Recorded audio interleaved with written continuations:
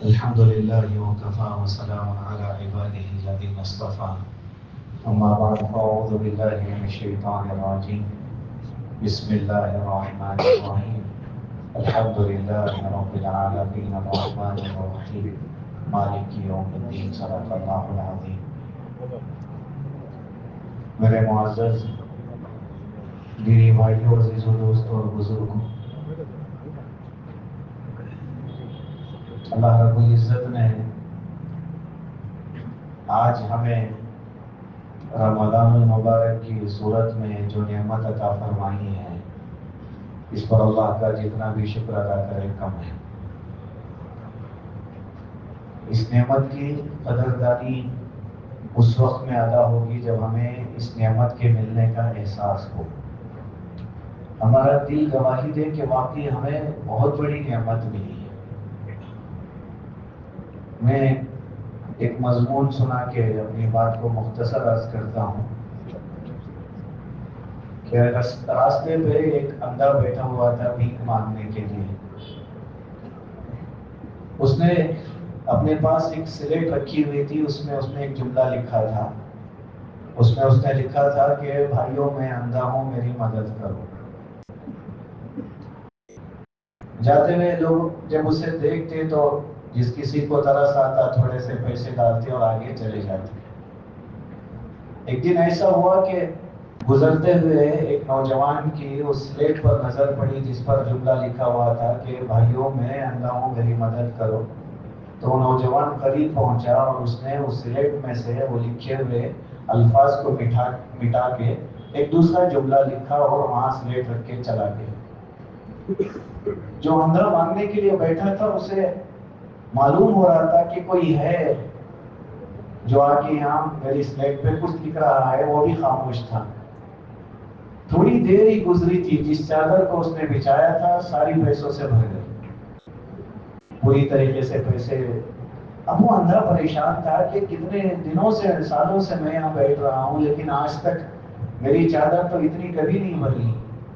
آج اس نوجوان نے آخر کیا لکھا ہوگا کہ میری ساری چادر بھر گئی. تھوڑی دیر کے انتظار کے بعد وہ نوجوان دوبارہ وہاں سے گزرا تو اس کے جوتوں کی آہٹ سے اس اندھے نے محسوس کیا کہ شاید وہی نوجوان ہوگا. بلایا اور پوچھا کہ بھائی کیا تم وہی نوجوان ہو جس نے وہی آدمی ہو جس نے یہاں کچھ لکھا؟ اس نے کہا ہاں میں ہی ہوں. کہا آخر ایسا کیا لکھ دیا کہ لوگ اتنی زیادہ مدد کرنے لگے کہ میری ساری چادر بھر گئی ہے؟ بتاؤ تو صحیح. تو پھر اس نوجوان نے کہا کہ بات تو وہی ہے لیکن الفاظ بدلے تھے. تمہارے لفظوں میں جو احساس تھا اس سے کئی زیادہ احساس میں نے اپنے لفظوں میں شامل کرنے کی کوشش کی. تم نے لکھا تھا بھائیوں میں اندھا ہوں، میری مدد کرو، لیکن میں نے ایک جملہ یہ لکھا کہ آج کا دن بہت خوبصورت ہے لیکن میری بد نصیبی ہے، میں دیکھ نہیں سکتا. تمہاری خوش نصیبی ہے، اس کا احساس میں نے ان کو دلایا کہ آنکھوں سے جو دیکھ رہے ہو اس کا احساس تو کرو کہ کتنی ساری خوبصورت چیزیں تم دیکھ پا رہے ہو. میری بد نصیبی ہے کہ میں نہیں دیکھ پا رہا ہوں. تو ان کو اپنی اس نعمت پر اس قدر احساس ہوا کہ ان سب نے تیری مدد کرنی شروع کر دی اور تیری چادر بھر گئی. ہمیں احساس ہوگا تبھی ہم اللہ کا شکر ادا کریں گے. جو نعمت رمضان کی ملی ہے آپ اندازہ کریں، بہت سارے تھے جو گزشتہ ہمارے درمیان میں تھے، اس سال نہیں. موت کا انتخاب تو اللہ ہمارا بھی تو کر سکتے تھے. رمضان سے پہلے ہم بھی تو دنیا سے جا سکتے تھے. کتنے سارے ہوں گے جو بالکل رمضان کے قریب دنیا سے چلے گئے. ابھی قریب میں ان نوجوانوں کا حادثہ جو بہت زیادہ تیزی سے ہم دیکھ رہے ہیں، ایک ساتھ 7 نوجوان وہ حادثے میں شکار ہو کے دنیا سے چلے گئے. ان 7 نوجوانوں میں سے کسی نے بھی یا پھر ان کے گھر میں سے کسی نے بھی یہ نہیں سوچا ہوگا کہ اس سال رمضان کی تراویح ان کو نہیں ملے گی یا پھر رمضان کے روزے انہیں نہیں ملے گی، بلکہ انہوں نے تو سوچا ہوگا کہ عید کیسے گزارنی. اس لیے کسی نے کہا نا کہ ہم تو عید کی تیاری کر رہے ہوتے ہیں لیکن ہمارا کفن وہ بازار میں آ چکا ہوتا ہے. کون عید کے کپڑے پہنے گا، کون جنازے میں کفن پہن کے لیٹے گا، یہ نہیں پتا. اللہ کا یہ فیصلہ ہوتا ہے. بہرحال اللہ نے ہمیں دیا بہت سارے ہیں جس کو رمضان نہیں ملا. بہت سارے ایسے ہیں جن کو رمضان ملنے کے باوجود بھی آج وہ صحیح معنوں میں عبادت نہیں کر سکے، کل وہ روزہ نہیں رکھ پاتے، جا کے ہسپتال میں دیکھے کتنے سارے لوگ پڑے ہوئے ہیں۔ جیسے ہی ہم نے رمضان کے چاند کی خبر سنی نا، ہم چل کے دوڑتے ہوئے جلدی سے گھر میں آئے، تیاری کی اور مسجد میں پہنچ گئے۔ ایسے کتنے سارے ہیں جو ہسپتال میں پڑے ہوئے رو رہے ہیں، اللہ چاند تو نظر آ گیا، سب تراویح میں جا رہے ہیں، لیکن ہماری حالت یہ ہے کہ ہم یہاں سے باہر بھی نہیں نکل سکتے۔ ہمیں احساس تو ہونا کہ کیسی نعمت اللہ پاک نے ہمیں دی ہے، کیسا مقدس مہینہ، اور اس میں عبادت کا موقع بھی ہمیں دیا جا رہا ہے۔ پھر آگے بڑھ کے کچھ لوگ وہ بھی ہیں جو صحیح بھی ہیں، تندرست بھی ہیں، لیکن جیلوں میں بند ہیں۔ آج رمضان کا چاند نظر آنے کے باوجود بھی ان کی حالت کیا ہے؟ وہ مسجدوں میں آ کے تراویح نہیں پڑھ سکتے، وہ اپنے گھر والوں کے ساتھ بیٹھ کے سحری نہیں کھا سکتے، وہ اپنے بچوں کے لیے افطاری کا سامان اپنے ہاتھ میں لے کے نہیں پہنچ سکتے۔ وہ افطاری اور سحری اگر کرتے بھی ہیں تو ان نعمتوں سے محروم ہے جو یہاں بیٹھ کے ہم اپنے گھر والوں کے ساتھ استعمال کرتے ہیں۔ ہم سوچے تو صحیح کہ اللہ تعالیٰ نے کتنی ساری نعمتوں کے ساتھ یہ مہینہ ہمیں نصیب فرمایا۔ احساس ہوگا تب جا کے اس مہینے کی قدر ہوگی، ورنہ کیا ہوگا؟ جتنے اہتمام سے آج تراویح میں آ رہے ہیں، 4-5 دن کے بعد وہ اہتمام ہمارے پاس سے ختم ہو جائے گا۔ ورنہ کیا ہوگا کہ روزے معمولی بہانوں سے چھوڑنے لگ جائیں گے۔ حضرت صحابہ کے بارے میں ملتا ہے کہ جس وقت وہ ان کو روزے رکھ رہے تھے وہ میدان جنگ میں تھے۔ جنگ کے میدان میں ویسے بھی بڑی مشکل ہوتی، اور ویسے بھی عرب کی گرمی یہاں سے کئی گنا زیادہ، اور سحری کے لیے کیا تھا؟ ایک کھجور سحری کے لیے ملتا تھا، ایک کھجور افطاری کے لیے ملتا تھا، لیکن حضرت صحابہ نے روزہ نہیں چھوڑا تھا۔ اگر احساس ہوگا نا کہ یہ کتنا عظیم مہینہ ہے تو پھر معمولی عذر سے انسان روزہ نہیں چھوڑے گا۔ کتنے سارے آج مغرب کی بات مجھے یاد آئی، ایک صاحب نے آ کے درس سے مسئلہ پوچھا کہ حضرت میں کئی سال سے لگاتار روزہ رکھتے آیا ہوں، بڑی عمر والے تھے، لیکن گزشتہ سال جو میں نے روزہ رکھا میری ایسی طبیعت بگڑی ہے کہ میری زبان سوکھ جاتی ہے، میں کیا کروں؟ پھر میں نے مسئلہ پوچھا تھا کہ کلی کر کے روزہ رکھنے، میں کلی کرتا تھا بار بار، پھر میں اپنا روزہ پورا کرتا تھا، لیکن اس سال حال یہ ہے کہ میں کلی کر کے بھی شاید نہیں رکھ پاؤں گا، میری اتنی طاقت نہیں ہے کہ میں روزہ پورا کر سکوں، اور کلی جتنی مرتبہ بھی کروں کافی نہیں ہوگا، ایسی میری حالت ہے۔ وہ درس سے سنا رہے تھے، کتنے سارے ہوں گے جن کے پاس یہ نعمتیں ہونے کے باوجود بھی اسے پورا نہیں کر پائیں گے۔ اللہ رب العزت نے ہمیں یہ مہینہ دیا، اس کا موقع دیا، اس پر ہمیں اللہ کا بہت شکر ادا کرنے کی ضرورت ہے۔ بہت سارے ایسے بھی ہوں گے جن کو رمضان آنے سے کچھ فرق نہیں پڑے گا، وہ نہ ان کو سحری کی اہمیت ہے، نہ سحری کے وقت میں اٹھ کر تہجد پڑھنے کی اہمیت ہے، نہ نمازوں کی اہمیت ہے۔ آپ خود محسوس کرتے ہیں کہ کتنے سارے ہیں، آپ کو رمضان میں بھی بازاروں میں، گلیوں میں، ادھر ادھر کھاتے پیتے مل جائیں گے۔ پہلے ماحول تھا، کوئی انسان چاہے اس کا شرعی عذر ہونے کے باوجود بھی وہ روزہ نہیں رکھ پاتا تو وہ راستوں اور گلیوں میں کھاتا نہیں تھا۔ آج ہٹے کٹے نوجوان صرف سگریٹ کی تکلیف کی وجہ سے کہ اس کے بغیر ہم نہیں رہ سکتے، وہ روزہ چھوڑ دیتے ہیں، چائے کے بغیر ہم نہیں رہ سکتے، وہ روزہ چھوڑ دیتے ہیں، اور بے شرم ہو کے راستوں اور گلیوں پہ ان چیزوں کو استعمال کر رہے ہوتے ہیں۔ اللہ ہماری حفاظت فرمائے۔ یہ وہ مہینہ ہے جس میں ہم اللہ کو اپنا بنا سکتے ہیں، اور اس سے بڑی بات نہیں ہو سکتی۔ اللہ اگر ہمارا ہو رہے ہیں، ہم اللہ کے ہو رہے ہیں۔ ہاں، عربی کا ایک جملہ ہے، من کان للہ کان اللہ لہ، جو اللہ کا ہو جاتا ہے اللہ اس کے ہو جاتے ہیں۔ اور اس مہینے میں اللہ پاک نے ایسی عبادت دی جس کے بارے میں فرمایا وہ کرو میں تمہارا ہو جاؤں گا، اور وہ عبادت روزہ ہے۔ اللہ نے رسول اللہ صلی اللہ علیہ وسلم کی زبانی یہ کہلوایا کہ یہ روزہ رکھے گی اس کا بدلہ میں خود ہوں، روزہ میرے لیے ہے۔ اس لیے علماء نے فرمایا ساری عبادتوں میں سب سے زیادہ اخلاص روزے میں ہوتا ہے۔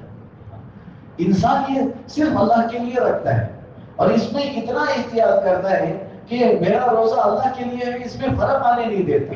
وہ چاہے تو اکیلے میں پی سکتا ہے لیکن پیتا نہیں ہے، کھانا موجود ہے کھا سکتا ہے لیکن کھاتا نہیں ہے، کیونکہ اس کے روزے وہ کھا بھی لے کسی کو پتا نہیں چلے گا، لیکن روزہ اللہ کے لیے رکھا تھا۔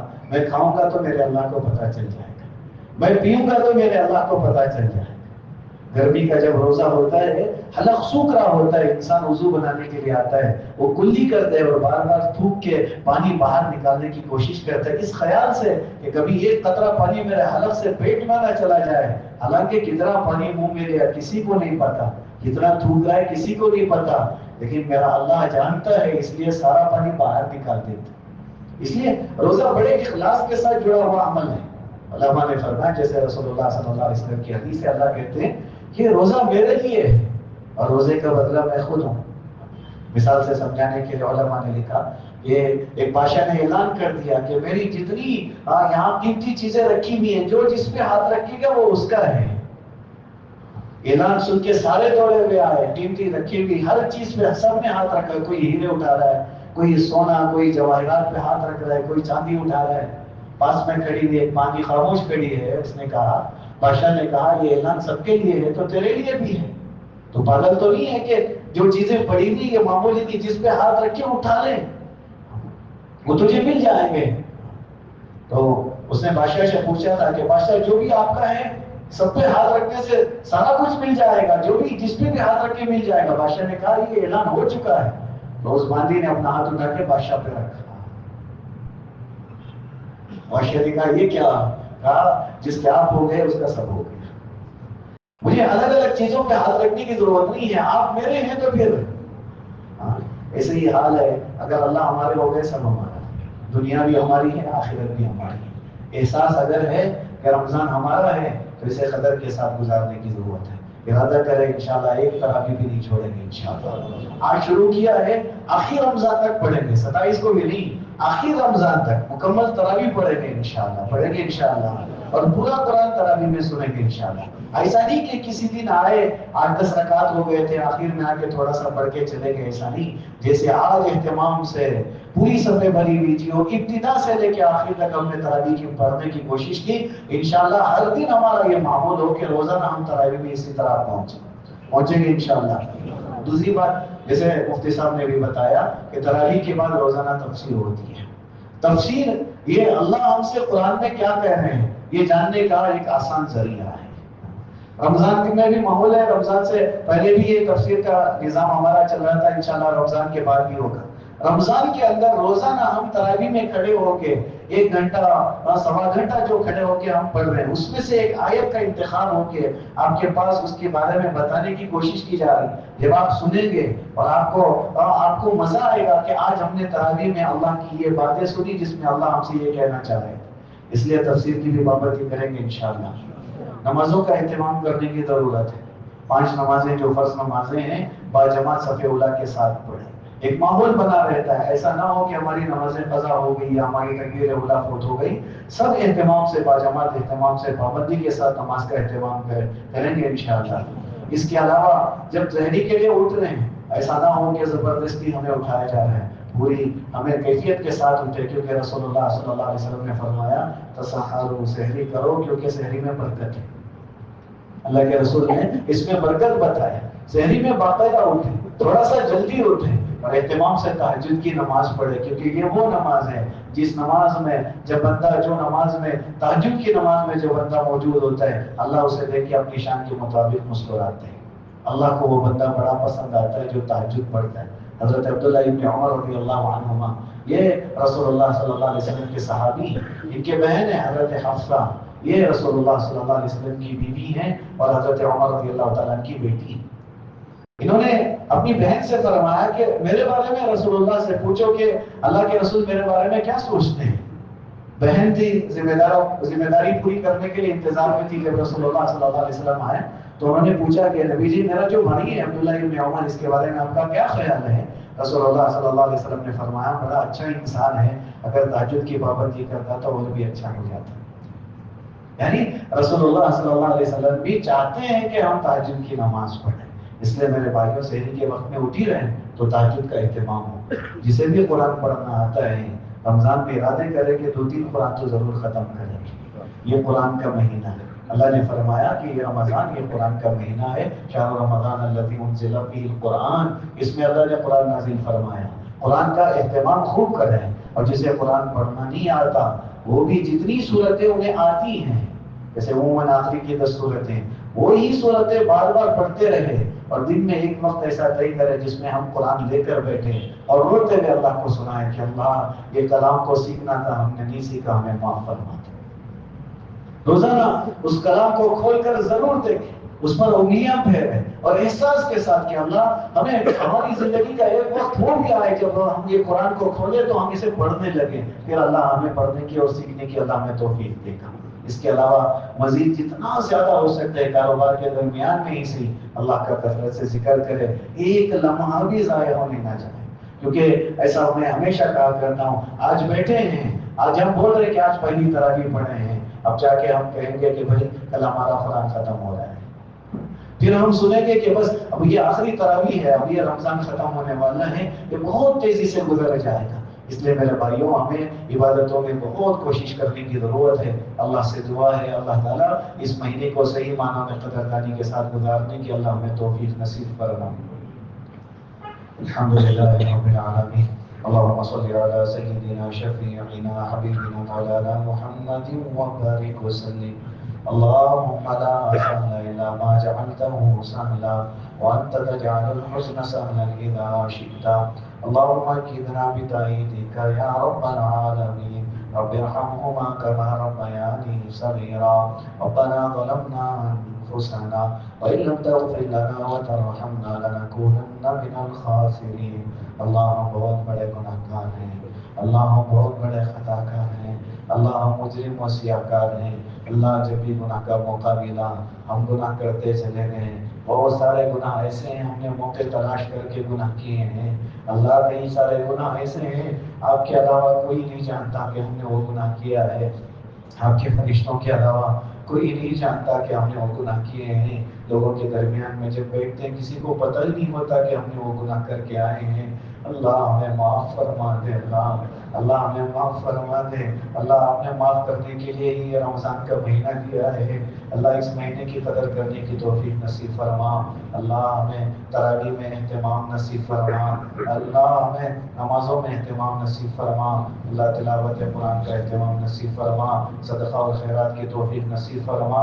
اللہ جہاں ہم اپنی سحری کے یا اللہ افطاری کی تیاری میں لگے ہوئے ہیں، اپنے پڑوس میں موجود ان بھائیوں اور بہنوں کی بھی اللہ فکر کرنے کی توفیق نصیب فرما، جن کے پاس سحری کو سامان میسر نہیں ہے، اللہ بھوکا روزہ رہنے پر مجبور ہیں، اللہ ان کی مدد کرنے کی توفیق نصیب فرما۔ یا اللہ ہمارے اللہ جو روزے ہم رکھنے والے ہیں، اللہ ان روزوں میں صحت اور عافیت کے ساتھ پورا کرنے کے فیصلے فرما۔ اللہ ہمارے روزوں کو، تراویح کو، اللہ ہر عمل کو قبول فرما۔ اللہ اس مجمع کو، ان بھائیوں کو قبول فرما۔ اللہ امت کے جتنے بھی اللہ بھائی بیمار ہیں، اللہ ہر ایک کو صحت نصیب فرما۔ جو قرض میں ڈوبے ہوئے ہیں قرض کی ادائیگی کی شکل صورت پیدا فرما، جو قیدوں میں بند ہیں رہائی کے فیصلے فرما۔ اللہ جتنے بے نکاح ہیں نکاحوں کے نظم فرما، جتنے بے اولاد ہیں ایک سال اولاد نصیب فرما، جو صاحب اولاد ہیں اپنے بچوں کی صحیح تربیت کرنے کی توفیق نصیب فرما۔ اللہ اولاد کو اپنے ماں باپ کی آنکھوں کی ٹھنڈک بننے کی توفیق نصیب فرما۔ اللہ امت کے تمام مرحومین کی مغفرت فرما۔ اللہ ہماری ضرورتیں آپ ہم سے بہتر جانتے ہیں، ہماری دنیاوی اخروی ضرورتوں کو اپنے خزانے غیب سے پوری فرما، ہماری دعاؤں کو اپنے فضل سے محمد الرسول اللہ صلی اللہ علیہ وسلم کے صدقے سے قبول فرما۔ جزا اللہ عنا محمد اہل صلی اللہ علیہ وسلم۔ سبحان ربک رب العزۃ عما یصفون وسلام علی المرسلین، الحمد للہ رب العالمین۔